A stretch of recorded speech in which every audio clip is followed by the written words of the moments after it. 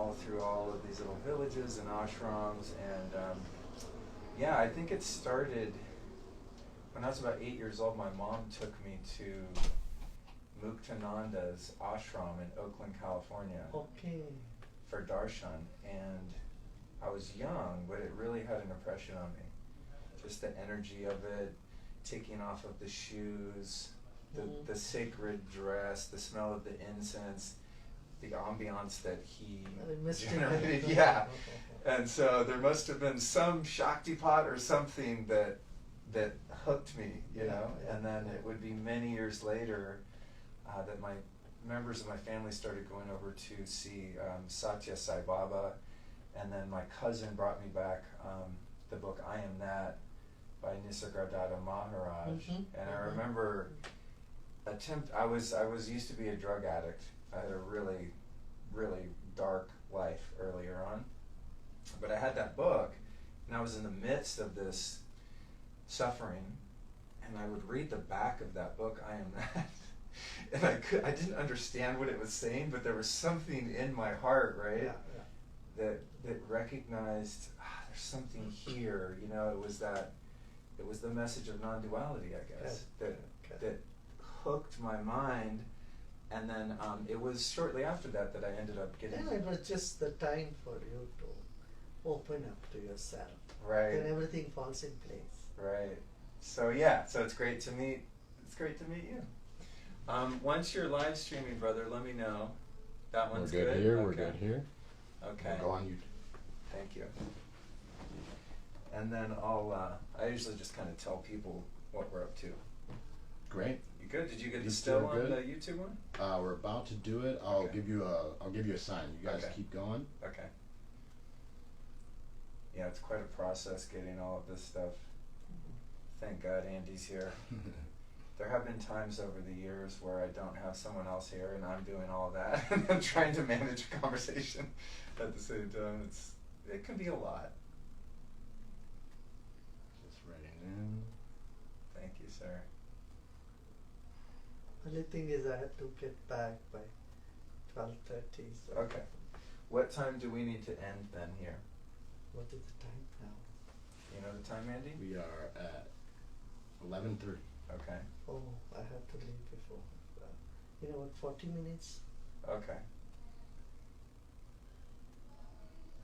Because it takes about 20 minutes for me to get back. Okay. Okay, so Andy, will you give me a 5-minute warning? At what time?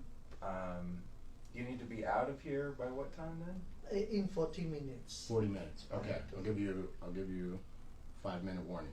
35 minutes you can give. Yeah. Got it. Okay, great. Thank you, sir. Okay. Taking a pic. Oh. Looks great. Cool. I just flipped. It was on me. Okay, I'm going to go ahead and start then. So you folks on the live stream, I'm here with Gurudev, aka Sri Sri Ravi Shankar, and this is a very auspicious day for me. We're hugely blessed to have him here. I'm going to jump right into the interview. You guys enjoy the live stream. This will be coming out as an official podcast very soon. And for my video editors, here's a slate in 3, 2, 1. Gurudev, welcome to the Lifestylist Podcast. Thank you for having me here. Yeah, it's such an honor to meet you. Now, I know we have a brief period of time in which I have so many questions to ask you, so I'm going to try and cherry pick some of my favorite ones. But I want to start with your early life. When did you get the sense that your dharmic path in life had to do with? Good, I was deeply engrossed in it. Was this part of your family system or something that you No, just gravitated toward? Yeah, but though my family was spiritual, but they were not anything into it as much as I had. In fact, they were trying to wean me away from it, my mother especially, because she was a little scared that I might just renounce and go away. Right. You might wander off to the Himalayas and live in a cave and forget about your family. Yeah. I'm so curious, as I was telling you before we recorded, I've always been fascinated by the fact that so many enlightened beings and mystics in this time period over the past couple hundred years have come from India. You know, you have Maharaji, the Maharishi, Muktananda, Ramana Maharshi. I mean, just on and on, legitimate high consciousness beings, and yet you don't see a bunch of them coming from Italy or Africa or different places. I mean, maybe they're there and we don't know. Do you have any sense of why in this time period so many mystics have emerged from there? Yeah. See, maple trees are found in Canada. You see that olives you can get not everywhere, in some places. So nature has its own, perhaps time and space has its own dimension, its own equations. But I tell you, there have been saints also from Assisi, from Middle East, from Jerusalem, from those areas, and there have been saints in North America as well. If you walk around in Quebec and you find all the streets named after saints.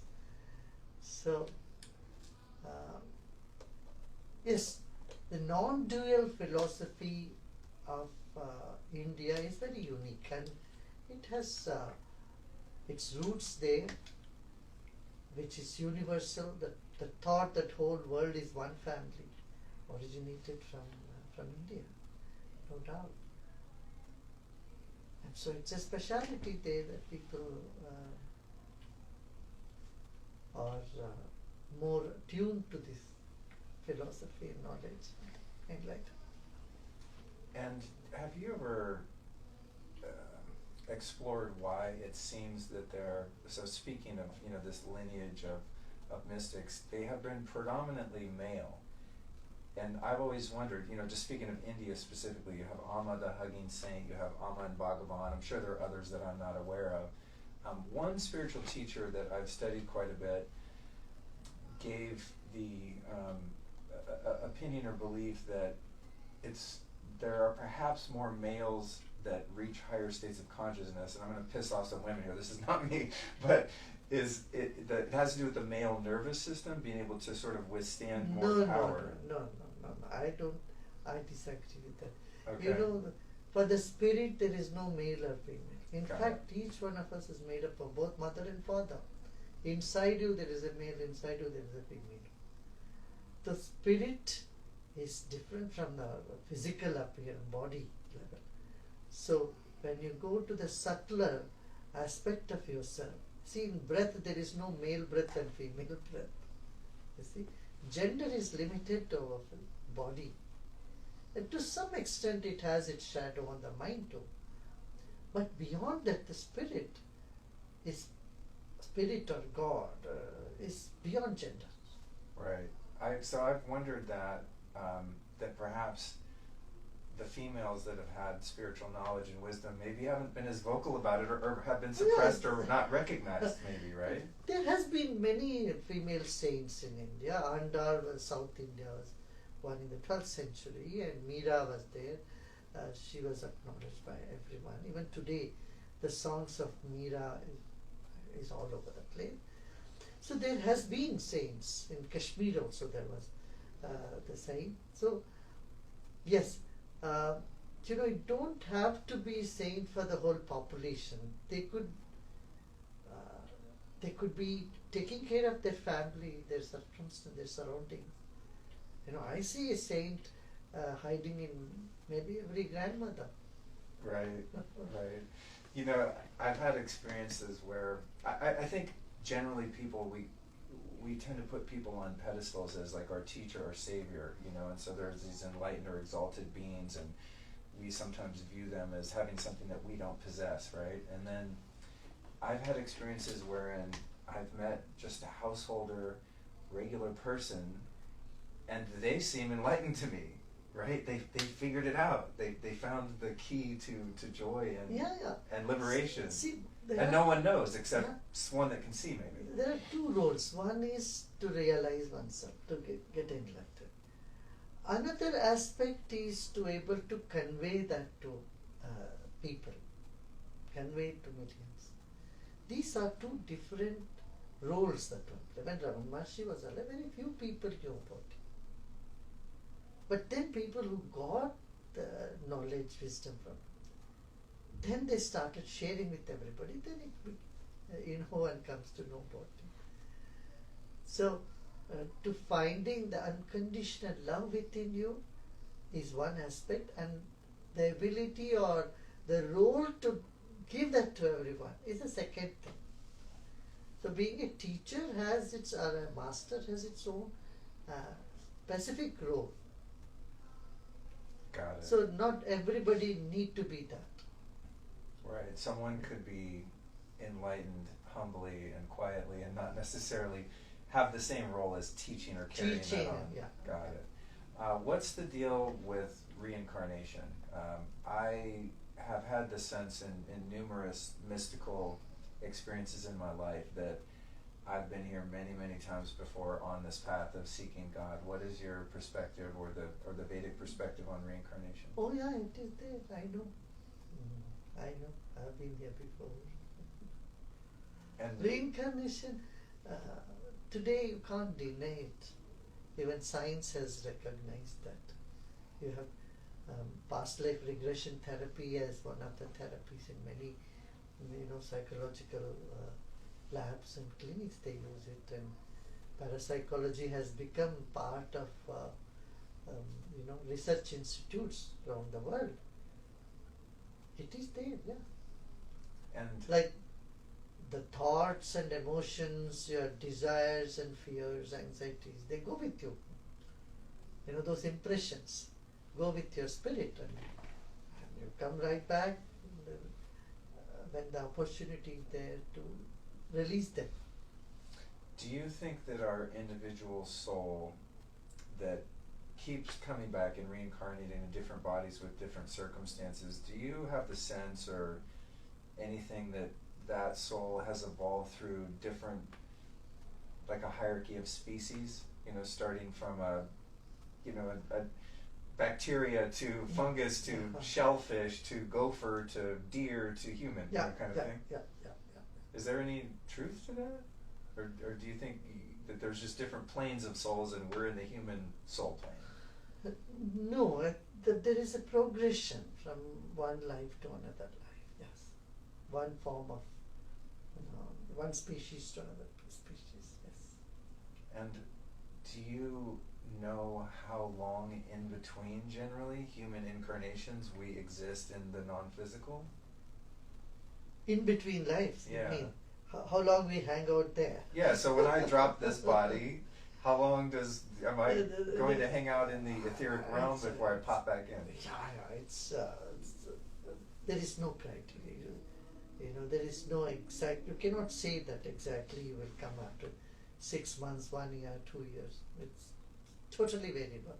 Right. You can come maybe in 10 days' time, or you may not come for 1,000 years.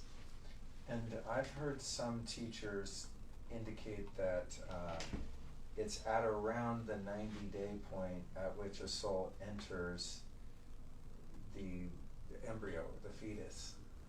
There are 3 possibilities. One is at the time of conception. The second is when the embryo is formed very well at that time.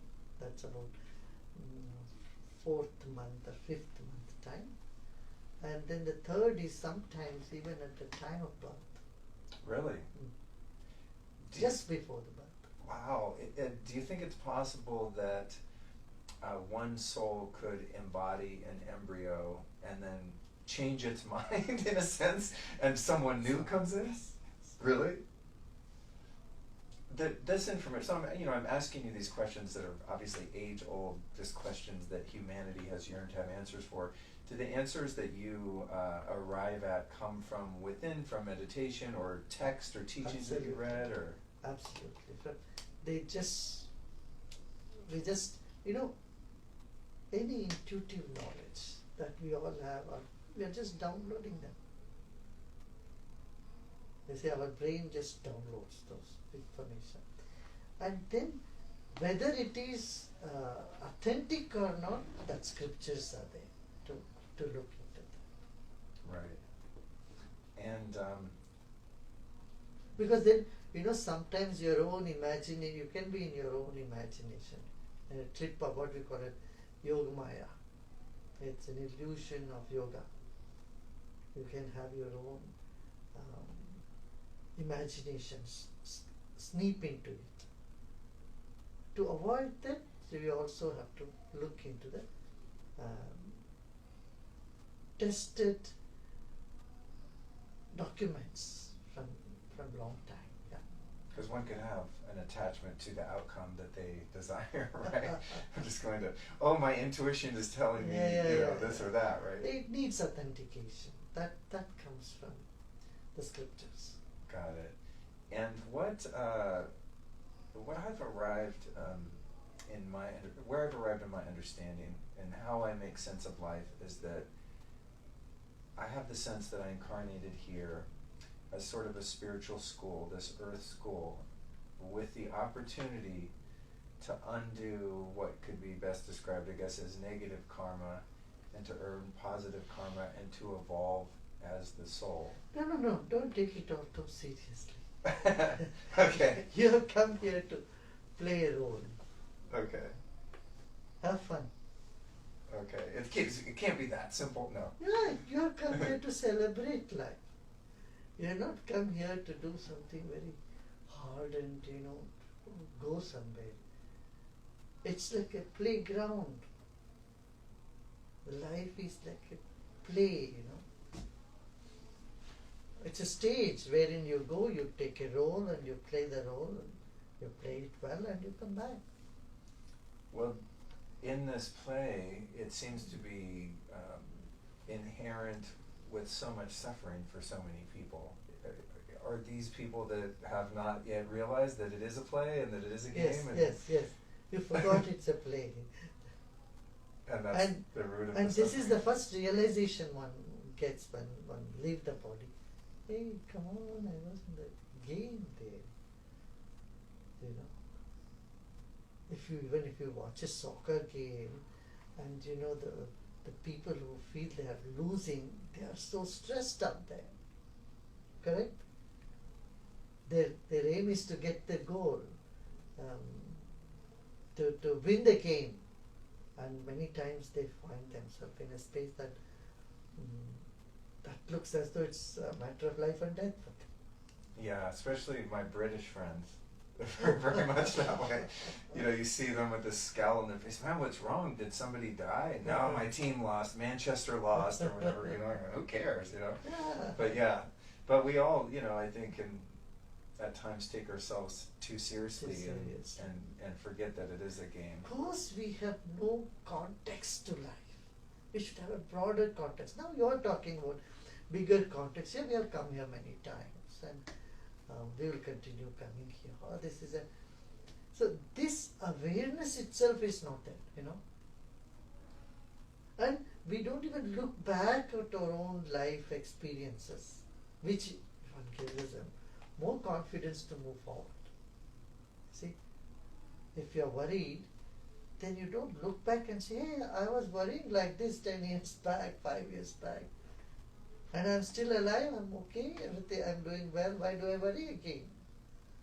This thought doesn't get kindled in one, because we don't look back. It's so interesting to see life from a limited perspective and at the same time see it from a broad perspective with a bigger context.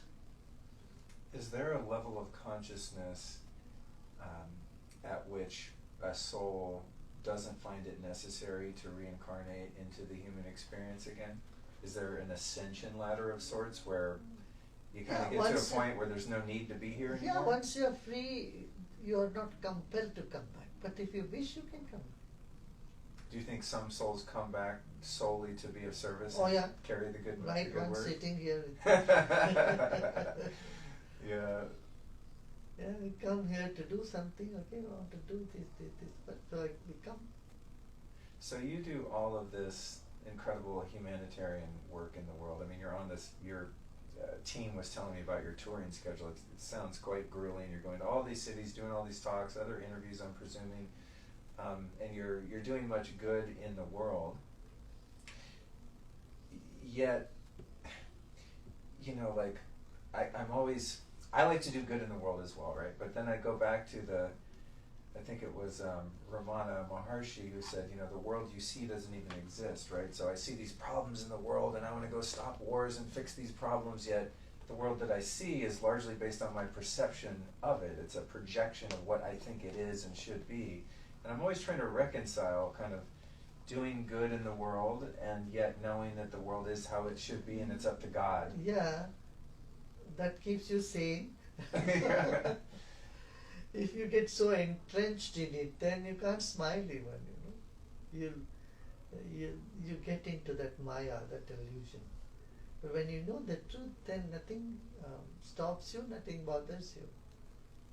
You know, you are just in your element and you are not making an effort to show your compassion or love. You are that, so you can't but express it. See, it's in your nature. So it's not so much, you know, fighting against evil, It's and not doing fighting something. poverty, fighting suffering, kind of just a different energy. No, it's a different, it's a from completely different space where you are just there and let things happen. Would you say that your approach then is spiritually is more about just acknowledging what's already present rather than striving after some spiritual goal? Yeah, absolutely. And There are different levels, you know, when for a beginner, they should have a goal. They should get into this path. Once you're on the path, you have to relax. Like, you know, when you want to catch a train, you have to make an effort to get into the train. But once you are in the train, you have to put down your luggage and relax. No point in running inside the train. It doesn't get you any faster. that's good. That's good. So, till the plane takes off, you have to get to the plane. I mean, you have till you catch the flight. You have to make your effort. So, life is a combination of both effort and effortlessness. At some point, you have to make effort. As you said, you know, you came out of the drug. Yeah, if you say let things happen how it is, and you know, it can destroy your body. At some point, you said, no, I don't want drug, but I want something higher. But why in the first place, I go to drug? Because I'm not just satisfied with what I get through the five senses. Because my soul's hunger is to see something beyond the five senses. Not seeing, touching, smelling. This is not enough. Yeah, it gives some pleasure, but you're not satisfied by that. And using drugs as an escape in that. Drugs, you are looking for some higher states of consciousness or elevation of mind. Yeah. Or the spirit. That's another But thing. when you can get that just by meditation with you using your own breath and by, as you said, Shaktipat or transfer of energy, why would you go for something which would cause harm to you?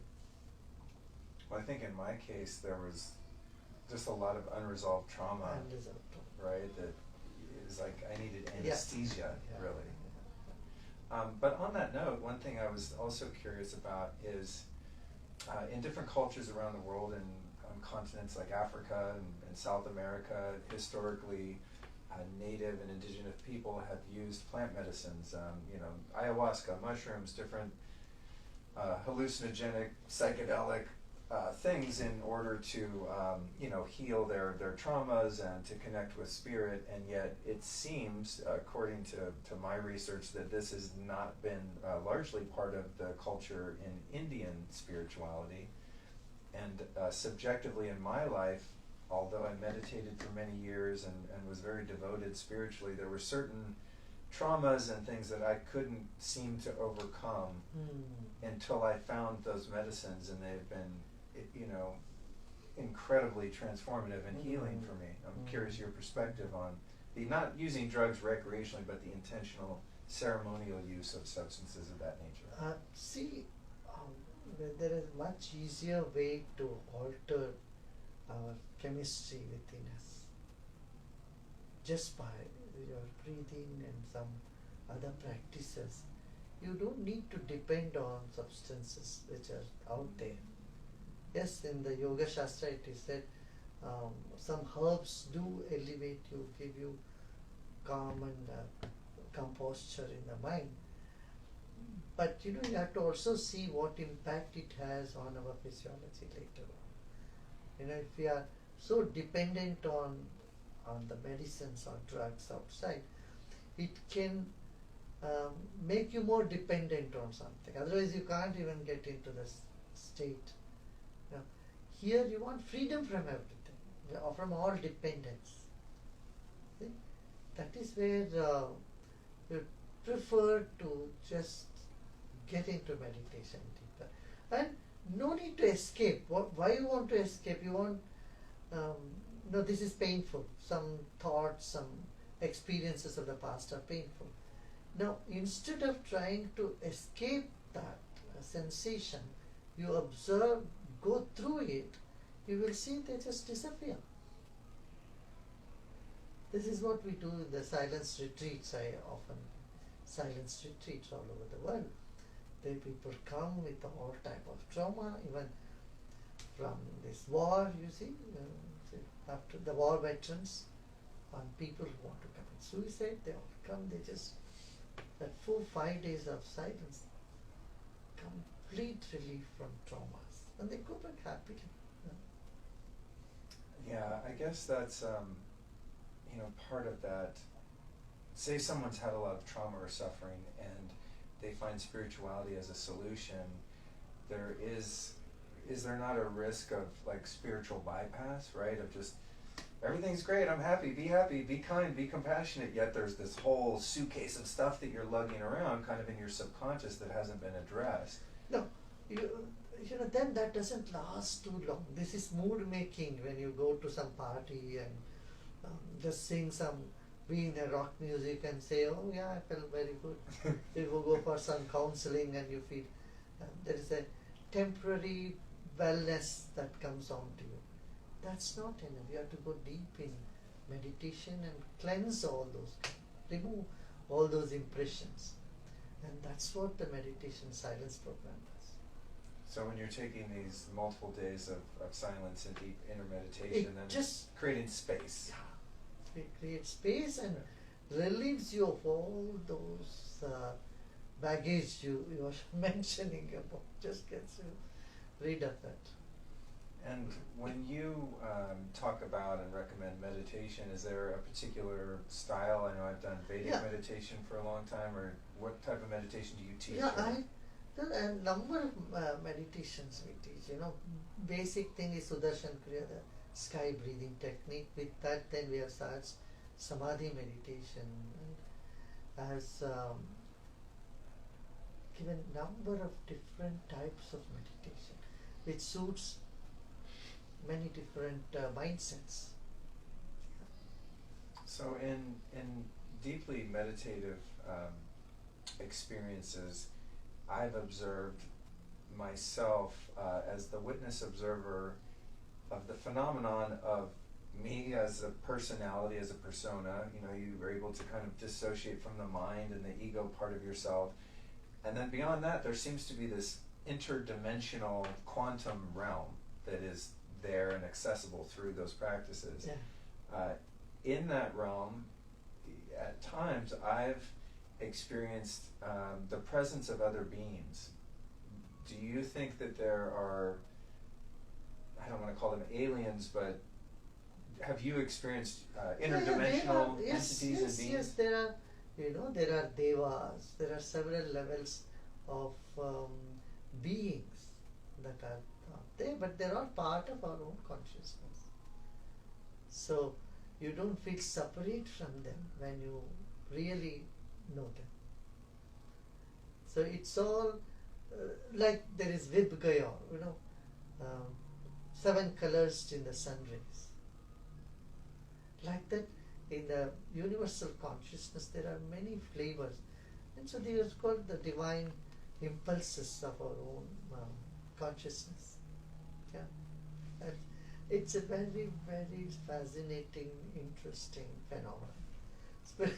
Spiritual realm is not a dull, boring, stagnant state where you just sit and become empty and then go along with your life. It's a journey which tickles you and uprises, completely new dimension to our life. So it makes your life here very rich, in the sense there is abundance in all those values that you cherish. See, there is compassion, there is friendliness, there is love, and you don't feel any sense of lack at all or loneliness. And that's why I said there's the first step you take. One more thing I would like to say is this: spirituality is like an ocean. It's up to you what you want to pick up from that. You can just go for a stroll on the beach. You can go for scuba diving. You can go take oil out of it. Like it is unlimited. The possibilities are unlimited. But I feel the life begins with this opening. Before that, one simply exists, taking care of some small things around. But when the opening happens, that's when the life begins, because you have access to many dimensions. In terms of the menu options one has when in spiritual pursuit, for someone who has identified as their calling self-realization and enlightenment, what is the path toward that? First and foremost is get rid of stress and tension, anxiety, depression. You must be away from these things.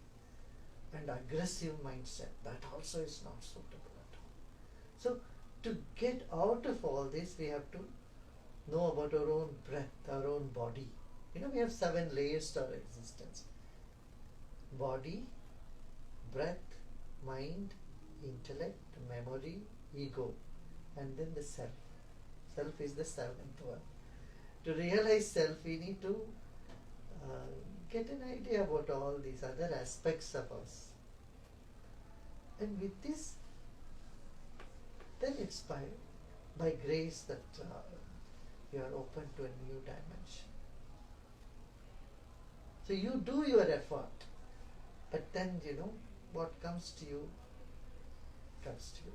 It depends on. Right. So yeah, it really is, as you indicated earlier. It's kind of that balance of striving and allowing.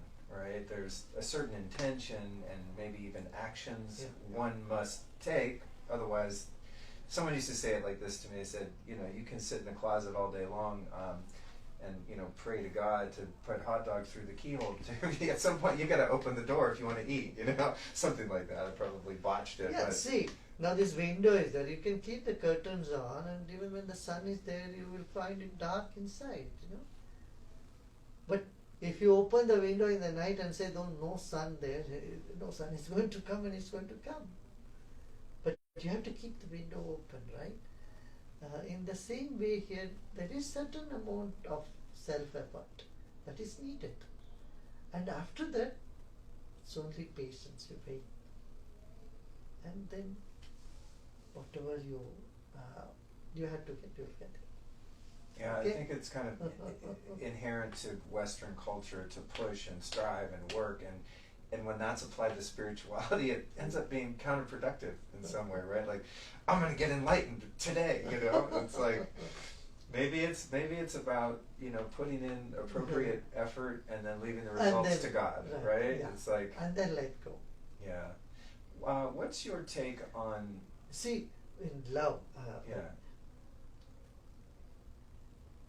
love is all about letting be and letting go. not trying to pull and possess. Love is the trust, yes. I am here. I want nothing. I do nothing. I am nothing. These principles is good enough for someone to rise to higher levels. My next question, you alluded into the topic of love, and in romantic love, what's the spiritual approach to human sexuality of, just having sex versus making love, and the energetics of how we can most appropriately, interact with people on that level? See, the sex is a need of the body, and it stays from some age to some age. It doesn't continue with you forever, or it was not there before you were 10-year-old. See? But love is your very nature. That is nature of your spirit. And a small expression of love could be the form of sex. So sex is neither bad nor it is good, or no, it's not the ultimate everything, and it's not bad either. So, but you see that there is an aspect in you which is much higher, that you feel that same joy, bliss, and without having to do an action. That is samadhi. That is blissful meditation. I mean, it's a very great subject and big subject if you go into it. I mean, we can keep talking what samadhi is. In fact, in the ancient Rishi's words, samadhi is described in units of sex. Like 1 unit of sex is how much bliss you get. Samadhi is 1,000 such units. Really? Yeah. That's 1,000 sex. interesting. Sahasrarati means 1,000 units of that joy, the pleasure you get, is what you get in a moment of samadhi. So, we have to see life from a very different perspective, bigger perspective. Then you see that our body is a tiny part of our consciousness. Yet it's so easy to get consumed with the desires of the body, the needs of the body, the distraction. I mean, even in the industry that I'm in, I have conversations around consciousness, but also around physical health and biohacking and all this stuff. And I've observed within myself how at times being so wrapped up in being physically healthy can be a distraction from actually just being present. But see, we usually swing to the extremes. Either we ignore our body totally and not care for it, or we are so caught up in it. I would say go with the middle path. Body has its needs. Take care of body. Have good food, have good rest, exercise. All that is necessary for the body. But that is not the end, There is something more. And when you are sharing yourself with everyone, then the real unconditional love in life dawns, blossoms. Then all the small needs of yours doesn't even matter to you. See? When you have mission, when you have a vision, then you see tiny needs, small things, just they go to the background. Yeah, I've heard so many stories about, again, back to some of the Indian saints and mystics, about Yogananda and Maharishi and these different characters wherein they would barely sleep or eat food, like they're living in a totally different kind of plane of reality. It's the body doesn't require much, doesn't require much. But at the same time, I'm telling you, we should not ignore when, Lord Mahavir, he just ate only few days in a year. But if someone tried to imitate that, they're harming their own system. Right. So we have to be very natural. What's your sleeping schedule like? I'm curious. 3 hours. 3 hours a night? And you have energy to go on tour and do all this? See, you got something figured out, all right? I'm going to listen back to this interview 10 times, like, what was it? Because I've noticed that with... Sometimes I get even 2 hours. You know. Really? And you still feel functional and vital and all that? Mm-hmm. Wow, that's incredible. Do you think that for some of us that perhaps we're burning up energy, taking life too seriously, and that's why we need 7 or 8 hours? No, we don't need to. If the body needs that much, we should give it. And sometimes I do sleep for 6 hours, 5 hours, once in a while. So just to make sure that I am not in any, I have the capacity to sleep longer too. Right. So you don't suffer from insomnia, it doesn't amount to that. So when you do pranayama, meditation, or you have something important to do, you get energy from other sources. So meditation gives you energy. I've heard it said that 20 minutes of a deep meditation is equivalent to 3 hours sleep, or different equations 5, like 6 that. hours of sleep. Yeah? And do you find in your daily life now that you're still keeping up with your meditation practice? Is it regimented or just kind of... No regimented. For me, walking, talking, sitting, talking, it's all meditation only. Right.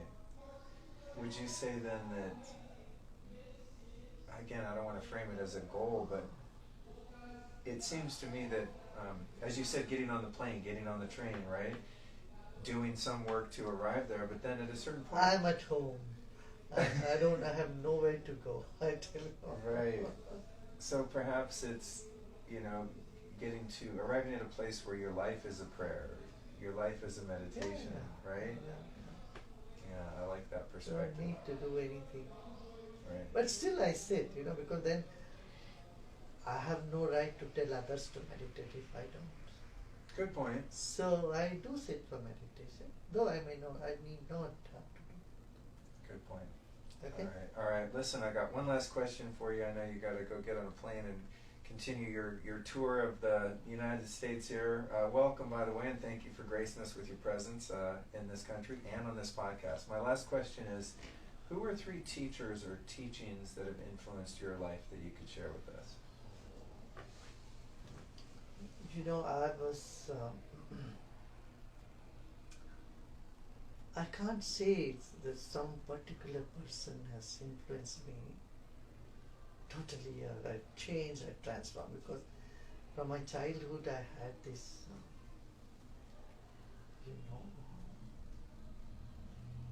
vision. But of course I had association of many things in my teenage, especially. And my mother, of course, was very spiritual. She was very spiritual too. So I was, in my teenage, I spent time with 𝐼𝐨𝐫𝐥𝐝 and 𝐼𝐨𝐵𝐺𝐻. So like that saints. Maharsiji picked me up when I was a student, and because I knew Vedic literatures, so he asked me to come. He used to ask me to chant and go on Vedic science too. Oh, really? Yeah. And he was conducting Vedant science conferences, so he used to ask me to participate in those talks with the scientists. Because I was both a student of science and Vedic literature. So I was very interested. But I see, when you are awake, you can get lessons from everything. And it's more of unlearning than learning. Spiritual knowledge is not learning from something from somebody. It's more how you can learn to unlearn. Dude, mic drop. Thank you so much. I appreciate you coming by today. Lovely. That's a beautiful ending note there. It's about unlearning, folks, not getting more, but perhaps getting rid of the things that are no longer valid or true. Yeah. Not get stuck in the informations that you get. Become hollow and empty. There you go. Awesome. Okay? Thank you so much. Okay, lovely. That was super fun, man. Thank you. Thank So you. good. That was a really great